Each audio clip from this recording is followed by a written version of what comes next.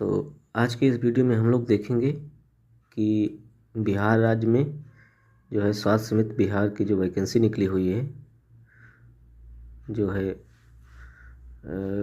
Bachelor of Ayurvedic medicine and surgery की जो BMS है, AMO की वैकेंसी निकली हुई है। तो उसी को आज हम लोग देखेंगे कि इसमें क्या क्या जो है आवश्यकता है, इसके लिए कितना सैलरी रहेगी और किस कैटेगरी में कितनी कितनी वैकेंसी हैं। तो आज ये सब हम आप लोग को बताएंगे।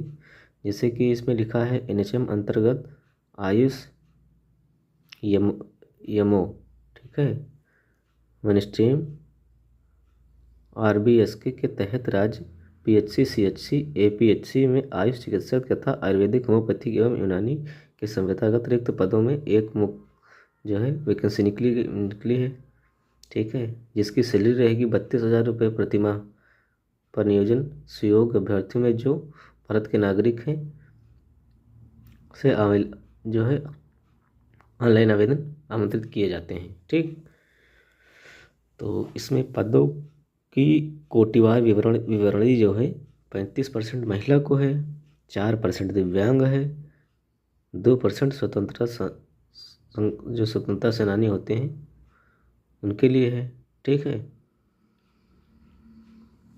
तो इसमें आयुष चिकित्सक की जो भर्ती निकली हुई है, तो इसमें आयुष चिकित्सक की जो भर्ती है, जैसे कि यहाँ देख सकते हैं कि आप जो है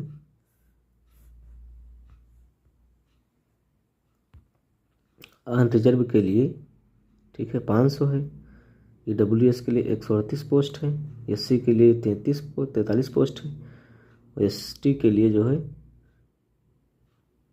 169 पोस्ट है, ठीक है, और EWS के लिए 256 है, ठीक है, और BC बैकवर्ड कैटेगरी जो होती है तो उसके लिए 16 पोस्ट है, ठीक है, और WBC जो है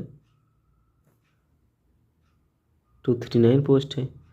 तो इस प्रकार से टोटल जो है 1411 पोस्टें कुल जो है आयुर्वेद की हैं, जिसमें बताया गया है कि किसी मान्यता प्राप्त विश्वविद्यालय से BMS डिग्री, ठीक है, किसी भी मान्यता प्राप्त विश्वविद्यालय से आपकी जो है BMS डिग्री कंप्लीट होनी चाहिए, ठीक है, जिसमें जो है इंटर्नशिप अनिवार्य माना गया है। और इसमें बताया गया है कि बिहार राज्य एवं यूनानी चिकित्सा परिषद पटना में ही निबंधन होना चाहिए, मतलब बिहार के ही लोग इसमें आवेदन कर सकते हैं, बाहर के लोग इसमें आवेदन नहीं कर सकते हैं, ठीक है। तो ये हो गया होम्योपैथिक में। देखते हैं होम्योपैथिक में तुम्हारा जो है होम्योपैथिक में जो है अनरिजर्व तुम्हारा 295 है, ठीक है, एक मिनट, और EWS 71 है, SC तुम्हारा 139 है, और होम्योपैथिक में ST के लिए केवल 8 ही पोस्ट हैं, ठीक है, और EWS के लिए 108 पोस्ट हैं, और BC जो बैकवर्ड है उसके लिए 58 पोस्ट हैं, और WBC जो है उसके लिए 27 पोस्ट हैं। तो इस प्रकार से 706 पोस्ट होम्योपैथिक की हैं, ठीक है, होम्योपैथिक चिकित्सक की हैं। तो इसमें भी वही बताया गया है, ठीक है, कि बिहार के बाहर का नहीं होना चाहिए, इंटर्नशिप अनिवार्य होना चाहिए, ठीक है। तो ये हो गया।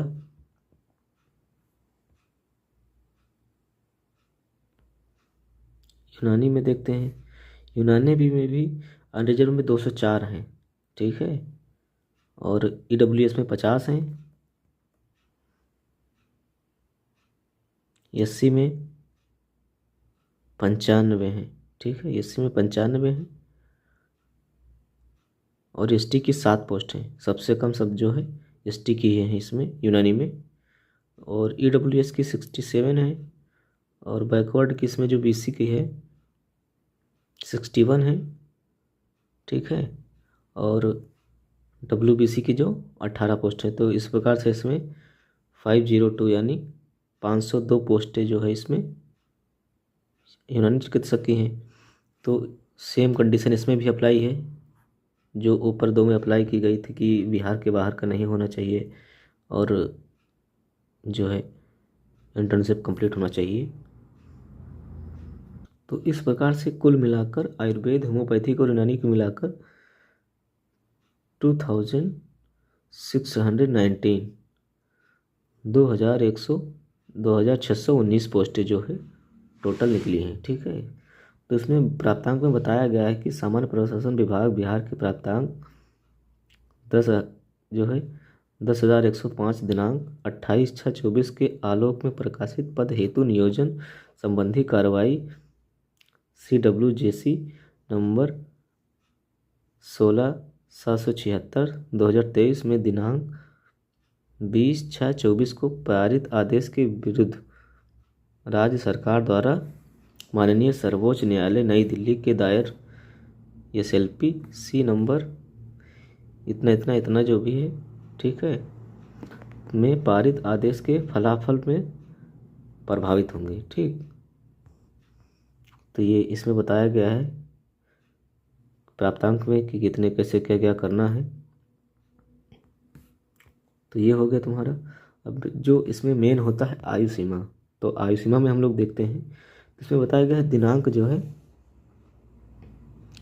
1/10/24 को न्यूनतम आयु 21 वर्ष से अधिकतम आयु कोटिवार निम्नानुसार से अधिक ना हो। ठीक है। यानी 21 वर्ष से आयु कम नहीं होनी चाहिए। ठीक है। न्यूनतम कम से कम जो है 21 वर्ष होनी चाहिए। अनारक्षित वर्ग जो तुम्हारा EWS है उसकी 37 वर्ष होनी चाहिए मैक्सिमम। और जो पिछड़ा वर्ग है, ठीक है, महिला एवं पुरुष जो है पिछड़ा वर्ग के, तो उसका 40 वर्ष होना चाहिए। EWS का भी 40 वर्ष होना चाहिए। और अनुसूचित जाति एवं जनजाति जो है यानी SC ST जो भी हैं तो उसके लिए 42 वर्ष जो है ईयर कर दिया गया है। तो इसमें जो है 5 नंबर में देखिए क्या लिखा है। सामान्य प्रशासन विभाग बिहार सरकार के संकल्प संख्या 62 दिनांक 5/1/2007 के आलोक में निःशक्तों दिव्यांग को अधिकतम आयु सीमा में 10 वर्षों की छूट अनुमान्य है। ठीक है। तो ये हो गया तुम्हारा। विभागीय कर्मियों को अधिकतम 5 वर्ष की छूट अनुमान्य है बशर्ते वो न्यूनतम पात्रता धारण करते हो। ठीक है। न्यूनतम पात्रता मतलब कोई जो है सरकार से जो बेनिफिट मिलती है उसका ज़्यादा फायदा ना उठाते हो। ठीक है। तो ये हो गया। फिर इसमें आयु सीमा की शैक्षणिक योग्यता देखते हैं। तो आयु सीमा की शैक्षणिक योग्यता इसमें जो बताया गया है जो है आयु सीमा एवं शैक्षणिक योग्यता आदि के लिए कट ऑफ डेट 1/10/24 को होगी।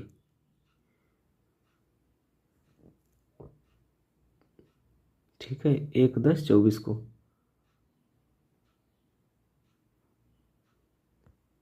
फिर इसमें बोल रहा है कि फिर इसी में जो है आयु सीमा का जो दूसरा पॉइंट है उसको देखते हैं। उसमें क्या पूछ रहा है। उसमें कह रहा है कि इच्छुक अभ्यर्थी राज्य स्वास्थ्य समिति बिहार के अधिकृत वेबसाइट जो है ह्यूमन रिसोर्सेज एडवर्टीजमेंट पेज पर प्रकाशित विज्ञापन दिशा निर्देश TOR, ठीक है, इत्यादि में वर्णित शर्तों को ध्यान रखेंगे। ऑनलाइन आवेदन हेतु दिए गए लिंक पर क्लिक करके दिशा निर्देशों का अनुपालन करते हुए ऑनलाइन आवेदन कर सकते हैं। ठीक है। जो वेबसाइट दी गई इस पर आप ऑनलाइन आवेदन कर सकते हैं। ठीक है। ये जो आपकी वेबसाइट दी गई है इस पर आप जो है ऑनलाइन आवेदन कर सकते हैं। ठीक।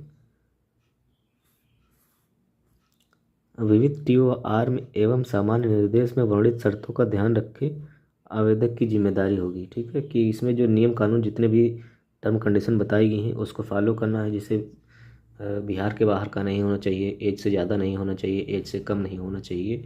ठीक है। BMS कंप्लीट होना चाहिए, इंटर्नशिप कंप्लीट होना चाहिए। जो इसका और भी वाली जानकारी है वो मैं आपको बता दे रहा हूँ। तो ये हो गया। थर्ड पॉइंट इसमें जो कह रहा है कि वैसे अभ्यर्थी जो अन्य राज्य से निर्बंधित हैं वो ऑनलाइन आवेदन कर सकते हैं, लेकिन लेकिन इसमें बताया गया है आवेदन तो कर सकते हैं, ठीक, परंतु प्रमाण पत्रों के सत्यापन काउंसलिंग के समय बिहार राज्य के आयुर्वेदिक एवं यूनानी चिकित्सा बिहार राज्य होम्योपैथिक चिकित्सा पटना बिहार से निबंधित होना अनिवार्य होगा, ठीक है, अन्यथा अभ्यर्थिता रद्द कर दी जाएगी। तो इसमें जो है प्रमाण पत्र जितने जो सत्यापन किए जाएंगे, मतलब जो रहने वाला व्यक्ति बिहार का है, ठीक है, बाहर से अगर वो डिग्री किसी भी यूनिवर्सिटी या कॉलेज से लिया है तो वो भी आवेदन कर सकता है, लेकिन उसके जो आय जात निवास प्रमाण पत्र होंगे वो बिहार के होने मैंडेटरी हैं, इसमें ये बताया गया है, ठीक है, वरना इसकी अभ्यर्थिता जो है रद्द कर दी जाएगी, ठीक। उक्त पदों के लिए ऑनलाइन पत्र भरने एवं आवेदन शुल्क भुगतान की अंतिम एवं प्रारंभिक तिथि जो है निम्नवत है। तो प्रारंभिक तिथि इसमें 1/12/24 से 10 बजे पूर्वाह्न, मतलब सुबह 10 बजे से 21/12/24 को शाम 6 बजे तक होगी, ठीक है, जो कि ये बहुत ज़रूरी है याद रखना, वरना जो है आप गलती कर बैठेंगे तो आप वंचित रह जाएंगे इससे, ठीक है। तो ये ध्यान में रखते हुए कि हाँ कितने बजे से कितने बजे तक शुरू होगी और कितने बजे ख़त्म होगी। तो इसमें डेट और निवासी कहाँ के हैं और तुम्हारी क्या इसमें योग्यता है, क्या एज है और इंटर्नशिप कंप्लीट है कि नहीं कंप्लीट है, ठीक है, निवासी बिहार के आप हैं कि नहीं है, तो ये सब चीज़ें ध्यान में रखते हुए ये आप जो है फॉर्म अप्लाई करेंगे, अदरवाइज आपका फॉर्म रद्द कर दिया जाएगा, ठीक है। 5 नंबर में बोल रहा है कि नियोजन पूर्णतः संविदा के आधार पर 11 माह के लिए किया जाएगा, ठीक है, कि जो है 1 साल आप संविदा पर काम करेंगे, ठीक है, संतोषप्रद कार्य एवं सेवा के आधार पर रहने पर संविदा अवधि 60 वर्ष की आयु के लिए एनएचएम जो है तुम्हारी नेशनल हेल्थ मिशन जो है के अंतर्गत आरोपी में उक्त पद स्वीकृत होने वाली राशि उपलब्ध रहने में से जो भी पहले हो तक की अवधि के लिए एक बार स्वस्थ सत्यनिष्ठा कार्य कुशलता के आधार पर क्रमशः 65 या 67 वर्ष की आयु तक तदनुसार विस्तारित किया जाएगा, ठीक है। करा कि इसका मतलब ये है कि 11 माह के लिए आपको संविदा पर रखा जाएगा, उसके बाद जो है नेशनल हेल्थ मिशन की जो आरओपी है, आरओपी में उक्त पद की जो स्वीकृति होने वाली जो राशि उपलब्ध होगी या उपलब्ध रहने में से जो भी पहले तक अवधि के लिए एक बार स्वास्थ्य सत्यनिष्ठ एवं कार्य कुशलता के आधार पर क्रमशः 65 से 57 वर्ष की आयु के तदनुसार किया जाएगा, उसके बाद आपको जो है परमानेंट कर दिया जाएगा, ठीक है। 6 नंबर का पॉइंट में क्या लिखा है, 6 नंबर के पॉइंट में लिखा है संविदा के आधार पर नियोजित व्यक्ति सरकारी सेवा नहीं माने जाएंगे, ठीक। इसका मतलब यह है कि जब तक आप संविदा पर रहेंगे तब तक आप सरकारी सेवक नहीं माने जाएंगे। सेवक को अनुमान किसी भी सुविधा को हकदार नहीं होंगे, कोई भी उनको सुविधा नहीं मिलेगी, जैसे उसमें होता नहीं है कि वो मिलता है, जैसे क्या बोलते हैं उसको, जो ट्रैवलिंग भत्ता ये सब जो मिलता है, तो ये सब नहीं मिलेंगे, ठीक है, उसके हकदार नहीं रहेंगे आप। संविदा के आधार पर नियोजन के बाद सरकारी सेवा में नियमितीकरण में उनका कोई भी दावा नहीं माना जाएगा, जब तक संविदा पर रहेंगे तब तक उनका कोई नियमितीकरण जो है नहीं माना जाएगा, ठीक। रिक्त के आधार पर सेवा हेतु जिला एवं कार्यक्रम, ठीक, आरबीएस के जो है के आवंटन का अंतिम निर्णय पूर्णतः राज्य स्वास्थ्य समिति बिहार का होगा, ठीक। इस संबंध में किसी प्रकार के अनुरोध पर विचार नहीं किया जाएगा, ठीक, मतलब उसका कहने का मतलब है कि जो राज्य स्वास्थ्य समिति बिहार है, तो जिसको जहाँ पे जितनी वैकेंसी खाली हैं उसको उसके कैटेगरी के हिसाब से, ठीक है, उसको उस पोस्ट के हिसाब से ही जो है आवेदन करना होगा। अगर ऐसा अगर कोई होता है तो भी उसका फॉर्म जो है निष्क्रिय कर दिया जाएगा, ठीक। फिर बोल रहा है रिक्त के आधार पर सेवा हेतु जिला एवं कार्यक्रम, सॉरी ये तो हो गया है। आरक्षण की बात कर देखते हैं, आरक्षण में क्या बोल रहा है कि बिहार राज्य में वर्तमान में लागू प्रचलित आरक्षण नियमों के तदनुसार राज्य सरकार के सक्षम स्तर से निर्गत प्रमाण पत्र के आधार पर ही आरक्षण लाभदेय होगा। कहने का मतलब इसका ये है कि जो गवर्नमेंट जितने भी आपको लाभ दे रही है उसका आपके पास सर्टिफिकेट होना ज़रूरी है। ठीक है, कि अगर आप दिव्यांग हैं, अगर आप स्वतंत्रता सेनानी से हैं या आप किसी अदर कैटेगरी से हैं तो उसकी कैटेगरी का जो कास्ट सर्टिफिकेट होता है तो आपके लिए होना बहुत ज़रूरी है, तभी आप उसका लाभ उठा पाएंगे, अदरवाइज आप नहीं उठा पाएंगे। ठीक, तो इसमें आरक्षण लाभ नहीं उम्मीदवारों को अनुमान्य होगा उन्हें जिनका अस्थायी निवास बिहार राज्य में है, अर्थात जो बिहार राज्य में मूलवासी हैं। ठीक है, अभी जैसे हमने आपको बताया कि आप बीएमएस की डिग्री आप कहीं से भी कंप्लीट किए हों लेकिन आपको मूल निवासी बिहार का ही होना चाहिए। ठीक है, तभी आप उसमें अप्लाई कर सकते हैं, अदरवाइज नहीं कर सकते हैं। ठीक, बिहार राज्य के बाहर के निवासी अभ्यर्थी आरक्षण लाभ नहीं मिलेगा। ठीक, जो बाहर के हैं उनको लाभ नहीं मिलेगा। ठीक, ऑनलाइन आवेदन पत्र में इंगित कॉलम में आरक्षण का दावा नहीं करने पर आरक्षण का लाभ नहीं मिलेगा। ऑनलाइन आवेदन में भरा गया अस्थायी पता अस्थायी निवास आरक्षण प्रयोजन के लिए अनुमान्य होगा। ठीक, तो ये हो गया तुम्हारा। और इसमें जो थर्ड नंबर का पॉइंट है ये कुछ खास इम्पोर्टेंट नहीं है, आपको मैं वीडियो ज़्यादा लंबी हो जाएगी इसीलिए थोड़ा जल्दी बता दे रहा हूँ क्या क्या क्या चाहिए। ठीक है, तो इसमें सामान्य प्रशासन विभाग के प्राप्तांक 663 ये वाला पॉइंट हो गया है तुम्हारा।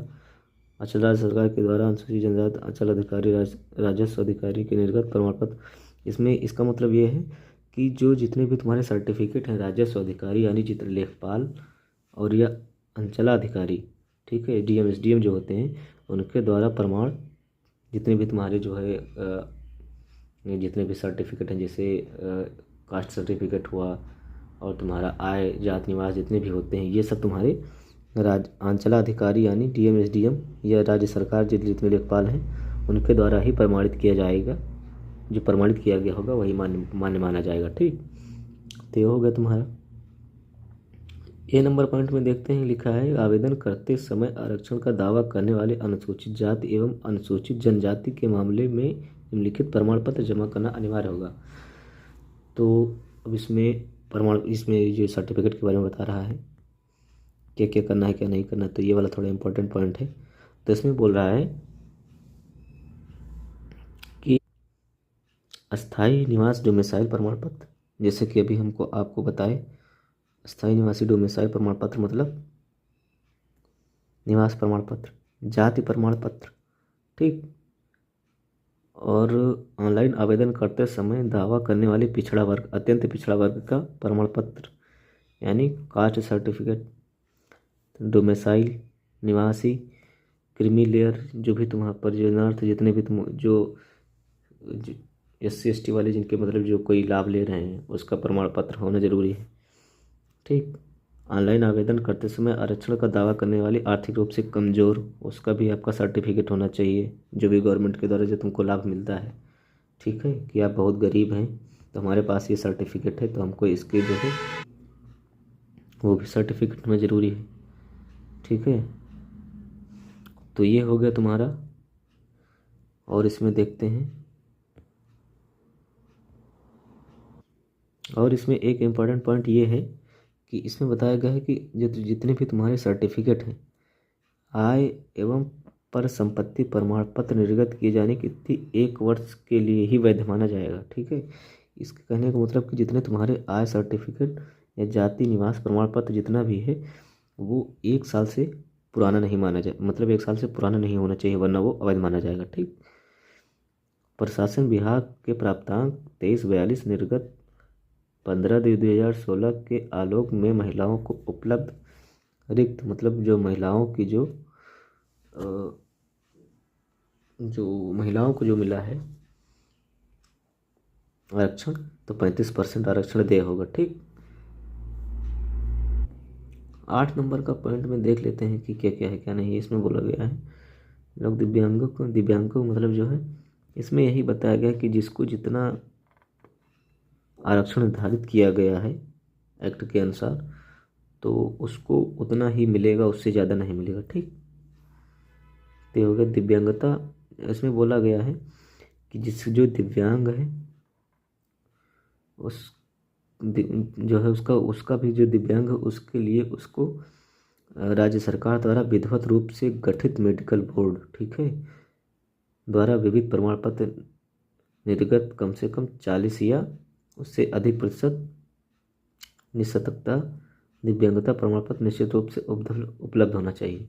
मतलब कि जो तुम्हारा दिव्यांग पर्सन है तो उसको जो गवर्नमेंट सरकार मतलब सरकार से जो सरकारी मेडिकल कॉलेज से उसके पास उसका प्रमाण पत्र होना अनिवार्य है। ठीक है, तभी उसका वैध माना जाएगा, तभी वो फॉर्म अप्लाई करने के लिए योग्य माना जाएगा। ठीक है, वरना जो है फॉर्म तो अप्लाई करेगा लेकिन उसका जो 40% वाला छूट है वो नहीं मिल पाएगा। ठीक, तो उसका जो सर्टिफिकेट है वो गवर्नमेंट मेडिकल कॉलेज से अप्रूव होना चाहिए। इसे कहने का मतलब ये है। फिर और इसमें पॉइंट देखते हैं, बोल रहा है अस्थायी दिव्यांगता प्रमाण पत्र निर्धारित अवधि के बाद ही नवीनीकरण यानी रिन्यूअल होने की स्थिति में प्रमाण पत्र मान्य नहीं होगा। ठीक, कहने के जो तुम्हारा जो सर्टिफिकेट है वो नया होना चाहिए, नया होने के बाद में जो रिन्यूअल आप करवाएंगे उसको नहीं माना जाएगा। ठीक, तो ये हो गया।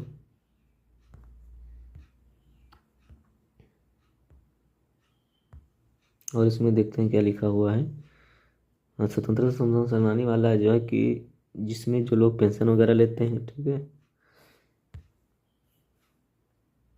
आलोक राज्य के वैसे स्वतंत्रता सेनानी जिन्हें इसके अनुसार पेंशन स्वीकृत है उपलब्धता की इनमें 2% क्षति दर्ज कर देगा। जिनको मतलब जो स्वतंत्रता संग्राम सेनानी हैं, ठीक है, उनके जो नाती पोते जो भी बच्चे हैं, तो अगर वो फॉर्म फिल करते हैं तो उनको केवल 2% क्षेत्रीय आरक्षण देगा होगा। ठीक, क्योंकि उनको पेंशन भी मिल रही है। ठीक, इस वजह से जो है उनको केवल 2% ही आरक्षण दिया जाएगा। भूतपूर्व जो स्वतंत्रता सेनानी है, तो जब वो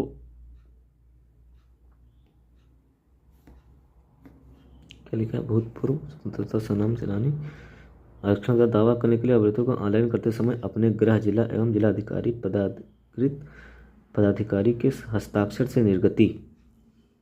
ठीक, हाँ, तो यही मतलब कि उसका भी उनके पास जो सर्टिफिकेट, उनके भी सर्टिफिकेट होना जरूरी है। इसमें यही बताया गया है कि जो स्वतंत्रता संग्राम सेनानी है उसका सर्टिफिकेट जो है लगाना अनिवार्य होगा, प्रमाण पत्र जो है देना अनिवार्य है। इससे कहने का मतलब है कि जिस किसी भी में आप दिव्यांगता का या स्वतंत्रता संग्राम सेनानी का या किसी और का जो भी तुम्हारे पास है तो वो सर्टिफिकेट लगाना अनिवार्य है। ठीक, तो ये हो गया। आवेदन शुल्क इसमें क्या है जो कि बहुत ज़रूरी है। ठीक है, तो इसमें आवेदन शुल्क आपको बता देते हैं कितना क्या है क्या नहीं है, कैसे भुगतान करना होगा। तो इसमें जो है आवेदन शुल्क केवल ऑनलाइन माध्यम से ही करेंगे। ठीक है, ऑनलाइन माध्यम से ही होगा केवल। इसमें पोस्ट वोस्ट का मतलब जो है बाई पोस्ट या फिर जो है उसका कोई सिस्टम नहीं है। जैसे कभी कभी होता नहीं है कि हाँ जो है पोस्ट उसमें बाई पोस्ट भेजते हैं शुल्क, तो वो वाला सिस्टम नहीं है। जैसे कोई कोई फॉर्म होता है तो उसमें जो है पोस्ट ऑफिस में जाके यहाँ से भेजते हैं, तो वो वाला सिस्टम इसमें नहीं है। केवल इसमें ऑनलाइन माध्यम से ही होगा, जो कि ध्यान देने वाली बात है। ठीक है,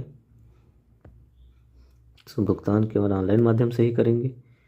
ठीक है, भुगतान में अभ्यर्थी आवेदन शुल्क रिक्त विभिन्न बैंकों द्वारा निर्धारित किए जाते हैं, जिसमें भुगतान के क्रम में बैंकों द्वारा स्वतः चार्ज ले लिया जाएगा। ठीक है, इसमें जो पेमेंट करते वक्त जो इसमें जो चार्ज कटेगा वो बैंक के द्वारा ऑटोमेटिकली लिया जाएगा। ठीक, जितना भी उसका चार्ज लेगा। अभ्यर्थी ऑनलाइन भुगतान से संबंधित भुगतान रसीद प्रिंट की निकाल कर अपने पास सुरक्षित रख लें। जो आप पेमेंट करते हैं, ठीक है, तो उसकी स्लिप आपको पास होना बहुत ज़रूरी है। तो ये हो गया तुम्हारा। अब इसमें देखते हैं कि कैटेगरी वाइज किस ना किसी को फीस पेमेंट करनी है इसमें, आवेदन शुल्क जो है। तो अनरिजर्व EWS BC EWS में जो पुरुष हैं उनको 500 देना है, 250 महिलाओं को देना है। SC ST बिहार डोमिसाइल वाले जितने भी हैं उनको 250 देना है। PWBD ऑफ ऑल कैटेगरीज को 250 देना है। तो इसमें जो है अनरिजर्व और EWS और BC और EBC जो है उनको 500 देना है पुरुष को, बाकी सबको 250 देना है। ठीक, तो ये हो गया तुम्हारा। बोल रहा है वैसे सभी कोटि के दिव्यांग एवं अनुसूचित जाति जनजाति कोटि से आने वाले अभ्यर्थी जो दिव्यांगता अनुसूचित जाति अनुसूचित जनजाति कोटि का लाभ का दावा करते हैं और उनके द्वारा अनुसूचित जाति अनुसूचित जनजाति एवं दिव्यांगता के अनुरूप परीक्षा शुल्क जमा किया जाएगा। ठीक है, मतलब यही कहने का मतलब है कि जो भी है जिस कैटेगरी के हिसाब से है उसको अपने हिसाब से फीस सबमिट करना होगा। ठीक है, ठीक है। तो इस बिंदु पर कह रहा है, इस बिंदु पर उनकी अभ्यर्थिता सुरक्षित रहेगी। ठीक, अभ्यर्थी स्वयं निर्णय ले सकते हैं कि मतलब इसका कहने का मतलब है जिसको कैटेगरी के हिसाब से इतना शुल्क पेमेंट करना है अपने ही कैटेगरी में भरे। अगर कोई कैटेगरी से बाहर का होता है जो अनरिजर्व में या फिर EWS वाले में जो है, अगर जो फॉर्म फिल करता है तो उसका चार्ज ज़्यादा कट जाएगा। तो अपने हिसाब से निर्णय ले सकते हैं कि हमको किस में क्या करना है। ठीक है, 10 नंबर का जो है बोल रहा है चयन का आधार क्या होगा। ठीक, तो अभ्यर्थियों का चयन कोटिवार रिक्त अनुसार CBT प्राप्तांक के आधार पर किया जाएगा। कंप्यूटर बेस्ड टेस्ट होगा कोई मतलब जो है इसमें। ठीक, चयन हेतु निम्नानुसार मतलब जो है 100 पूर्णांक का होगा, 100 नंबर का होगा। ठीक है, सबके लिए कंडीशन सेम है, चाहे यूनानी का हो, चाहे आयुर्वेदिक का हो, चाहे होम्योपैथिक का हो। ठीक, इंटरव्यू नॉट अप्लीकेबल दिखा रहा है और academic qualification not applicable.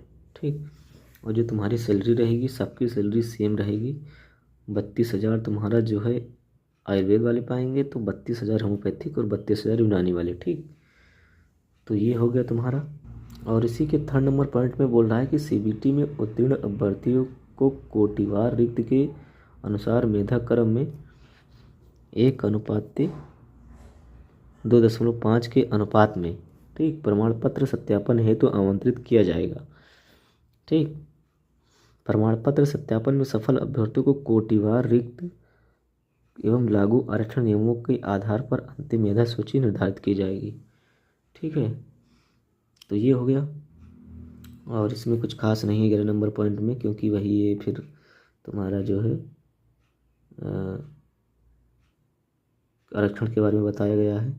12 number में मेधा सूची टाई होने पर जो है इसका नियम, ये ज़रूरी पॉइंट है, थोड़ा देख लेते हैं क्या है इसमें।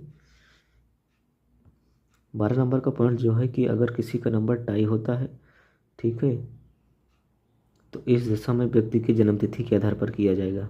ठीक, तो अगर किसी का नंबर जो है टाई किया करता है तो उसको जो है जिसकी जन्मतिथि ज़्यादा होगी उसको प्रेफरेंस दी जाएगी। ठीक है, ध्यान से सुनिएगा ये बात। जिसका नंबर जो मैच करता है तो पहले उसकी DOB से मैच की जाएगी। ठीक है, फिर और इसमें एक पॉइंट दिया गया है, अर्थात शैक्षणिक योग्यता वाले मेधाक्रम ऊपर रहेंगे। इसके बावजूद यदि एक से अधिक अभ्यर्थी समान हो तो अभ्यर्थियों की वरीयता 10वीं बोर्ड प्रमाण पत्र या उल्लिखित नाम में अंग्रेजी वर्णमाला के क्रम अनुसार किया जाएगा। ठीक, बोला कि यदि एक से अधिक होते हैं तो उनको अल्फ़ाबेटिकली जो है प्रेफरेंस दिया जाएगा। ये चीज़ बहुत इंपॉर्टेंट है। 12 नंबर का पॉइंट जो है आप हमेशा याद रखिएगा।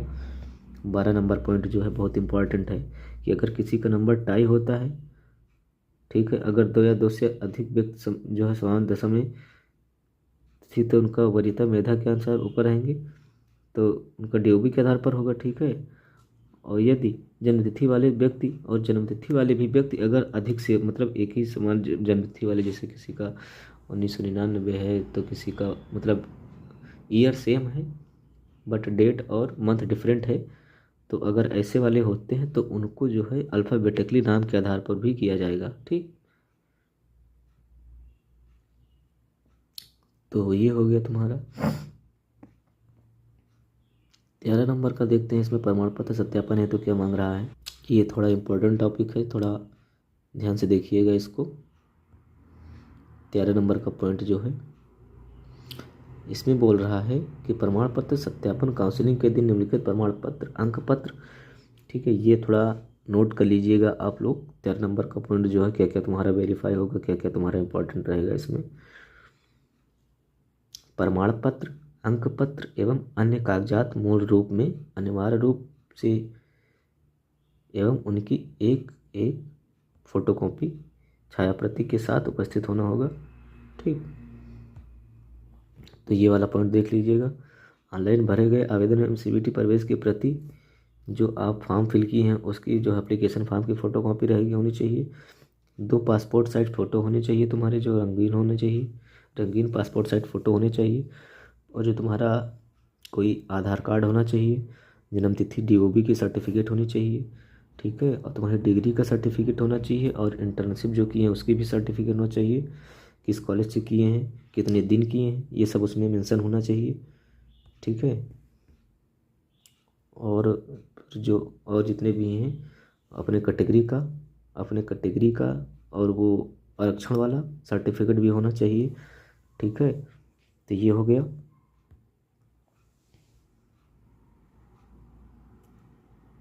इसमें बोल रहा है कि वैसे अभ्यर्थी जो उक्त विज्ञप्ति के पदों में कार्यरत अथवा पूर्व कार्यरत रह चुके हैं वो राज्य स्वास्थ्य समिति बिहार के मानव संसाधन नियमावली में प्रावधानों के तहत अयोग्य होंगे। भविष्य में यदि ऐसा पाया जाता है अभ्यर्थी का चयन हुआ है तो उनकी वैधता तत्काल प्रभाव से रद्द की जाएगी। ऐसा कहने का मतलब यह है कि अगर कोई व्यक्ति पहले से जॉब कहीं कर रहा है, ठीक है, तो अगर वो मतलब जो है अपने फ़ायदे के लिए अगर उसको भी साथ साथ में कर रहा है और इसमें भी करना चाहता है, तो अगर इसका हो गया है चयन, तो अगर दोनों तरफ से अगर पाया जाता है तो इसमें उसकी अभ्यर्थता रद्द कर दी जाएगी। ठीक, ये मतलब हुआ इसका। मात्र रजिस्ट्रेशन करने वाले ऑनलाइन आवेदन शुल्क भुगतान करने से यही नहीं माना जाएगा। ठीक है, आवेदक द्वारा पूर्ण रूप से ऑनलाइन आवेदन भर लिया है, आवेदन अपूर्ण या त्रुटि होने पर आवेदक को CBT प्रवेश पत्र निर्गत कर दिया जाएगा। ठीक, इससे करने को रजिस्ट्रेशन कंप्लीट होना चाहिए, शुल्क भुगतान कंप्लीट होना चाहिए। CBT प्रवेश कार्ड से ही तुम्हारा जो है,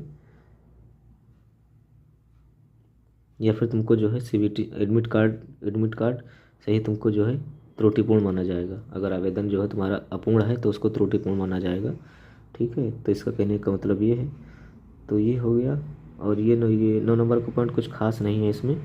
ठीक है, हाँ देख लेते हैं क्या लिखा हुआ है। इसमें लिखा हुआ है विभागीय कर्मी के रूप में आयु सीमा में छूट प्राप्त अभ्यर्थी को सक्षम स्वीकार निर्गति कार्यानुभव प्रमाण पत्र। कार्यानुभव प्रमाण पत्र मतलब जो है एक्सपीरियंस जो होता है, तुम्हारा कितने साल का एक्सपीरियंस है, कैसे क्या है, तो उसका भी अगर आपके पास प्रमाण पत्र है तो आप लगा सकते हैं कि कितने साल का आपका एक्सपीरियंस है। ठीक, तो ये हो गया। और इसमें ये पॉइंट एक और मेंशन है, इसमें बोल रहा है अभ्यर्थियों को निर्देश दिया जाता है कि कोई भी फर्जी जाली प्रमाण पत्र आवेदन, ये बहुत इंपॉर्टेंट टॉपिक है जो कि बहुत ध्यान से पढ़िएगा, देखना इसमें क्या लिखा हुआ है। इसमें लिखा हुआ है कि अभ्यर्थियों को निर्देश दिया जाता है कि वो कोई फर्जी जाली प्रमाण पत्र के आधार पर आवेदन न करें। ठीक है, अन्यथा किसी भी स्तर पर प्रमाण पत्र फर्जी जाली पाए जाने की स्थिति में उनके विरुद्ध रद्द कर दीजिएगा, विरुद्ध विधि सम्मत कार्रवाई की जाएगी। ठीक, तो उस कार्रवाई भी हो सकती है, आपका आवेदन रद्द भी हो सकता है अगर आप ऐसा करते हैं तो। ठीक, तो ये हो गया तुम्हारा। और इसमें कोई खास पॉइंट लग नहीं रहा है जो आपको समझाने लायक हो, तो ये हो गया तुम्हारा। हाँ, ये वाला देख लेते हैं पॉइंट। इसमें 18 नंबर का पॉइंट जो है इसमें कह रहा है कि संसूचन मोड केवल ईमेल SMS होगा। ठीक, कहने का मतलब इसमें ये है कि जो तुम्हारा इन्फॉर्मेशन जितनी भी तुम्हारी आएगी सब तुम्हारा ईमेल पे आएगा, SMS के द्वारा ही आएगा। इस प्रकार अभ्यर्थी ऑनलाइन समर्पित करते समय एक्टिव ईमेल ID, ठीक, जो कि प्रेजेंट टाइम में अच्छे से वर्क कर रही हो। ठीक, ये होनी चाहिए। ID कोई बड़ी मतलब जो है आधार कार्ड के रूप में होनी चाहिए। मोबाइल नंबर इंगित कॉलम में करें, जो कि उसमें जो कॉलम दिए जाएंगे उसमें जो है उसी में मोबाइल नंबर इंटर करें। ईमेल आईडी एवं मोबाइल नंबर गलत होने पर संसूचन न होने पर जिम्मेदारी अभ्यर्थी की होगी। यदि आप ईमेल आईडी और फ़ोन नंबर अगर आप गलत फिल करते हैं, अगर आपको कोई सूचना नहीं मिलती है, तो उसकी जिम्मेदार केवल आप होंगे। ठीक, तो ये हो गया तुम्हारा। और इसमें ये बोल रहा है कि अपना जो बैंकिंग का कार्यक्रम है या वो फीस या फिर जितने भी प्रक्रिया है विद इन टाइम ख़त्म कर लें। ठीक है, अगर ऐसा आप नहीं करते हैं तो वो जो है इस अगर फॉर्म जैसे फिल कर दिया, आपका पेमेंट नहीं हुआ, ठीक है, अंतिम तिथि आ गई है, अगर नहीं हुआ तो इसके जिम्मेदार आप होंगे। तो उसका उसमें जो स्वास्थ्य समिति बिहार कोई उत्तरदायी, उसका कोई उत्तरदायी नहीं होगा, ये बताया गया है इसमें। उक्त पद के काउंसलिंग हेतु किसी भी प्रकार की टीए डीए अनुमान नहीं होगा। ठीक, वही जो भी आप लोगों को बताया था कि जो टीए डीए होता है, जो ट्रेवलिंग भत्ता और ये सब जो होता है, तो ये सब कोई अनुमान नहीं होगा इसमें। ठीक, जब तक आप संविदा पर रहते हैं तब तक। ठीक, 22 नंबर का पॉइंट समझा देते हैं। स्वास्थ्य विभाग के रोस्टर अनुमोदन तथा आवश्यकता अनुसार विकृति पदों में रिक्त की संख्या घट या बढ़ सकती है। तो राज्य स्वास्थ्य समिति बिहार द्वारा बिना किसी पूर्व सूचना या इसका कारण बताए विज्ञापन को रद्द करने परिवर्तित करने की अधिकार सुरक्षित रखा जाता है। ठीक, तो ये हो गया। तो इस प्रकार से आप जो है सुरक्षापूर्वक अपना जो है आवेदन करेंगे इसमें। ठीक है, और जो जो बातें बताई गई हैं उसको ध्यान से रखिएगा कि कितना किसको आरक्षण मिला है, इंटर्नशिप कंप्लीट है कि नहीं कंप्लीट है, डिग्री कहाँ से किया है। ठीक है, और आरक्षण के मामले में जितनी पॉइंट बताए गए हैं, और ये सब चीज़ें ध्यान में रखते हुए आप फॉर्म को फिल करेंगे। और मैं आशा करता हूँ कि आप लोग सिलेक्टेड हों। ठीक है, तो इसके लिए आपको बेस्ट ऑफ लक, बहुत बहुत धन्यवाद।